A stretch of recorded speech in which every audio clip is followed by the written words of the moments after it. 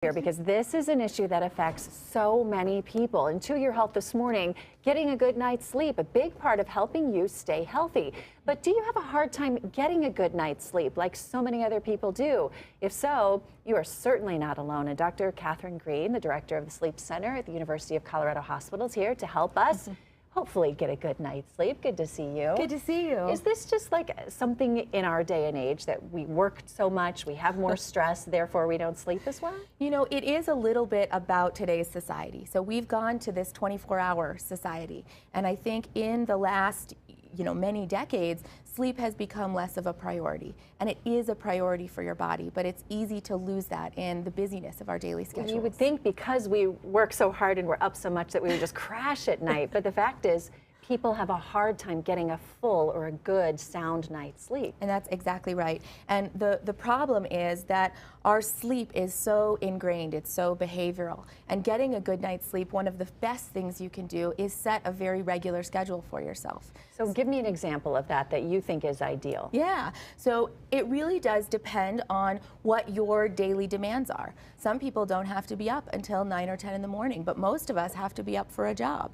And so when you have to get up in the morning at a certain time, you really need to prioritize and come up with a schedule that can allow you to get 7 good hours of sleep a night. Is it the same for everyone though? Like is getting up at 6 or 6:30 good for everyone? Or is it really you have to know yourself and know where that perfect time is? It really is a little bit individual. Most of us do have a body clock that's relatively programmed to the sun and to light. The circadian rhythm, The circadian rhythm. So your second tip, first the daily schedule and then your routine, your bedtime routine. What should that consist of? Yeah, so your body, as we all know, anyone that's ever had trouble falling asleep, you can't think yourself to sleep. That's so true. Your you could body, overthink things. Exactly.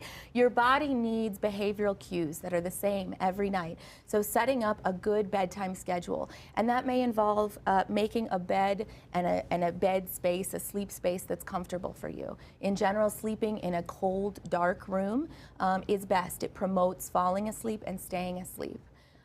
Setting up a routine for yourself, doing the same thing, whether that's reading a book or taking a warm bath, giving yourself some wind down time at night, helps to signal that your body's ready to go to bed. Minus the electronics, I'm anticipating you're going to say. Minus the electronics, that's right. Which is such a big part of people's lives that they're not taking into account. And it's hard because electronics make it harder for us to disconnect from that 24-hour lifestyle that it's so easy to live now.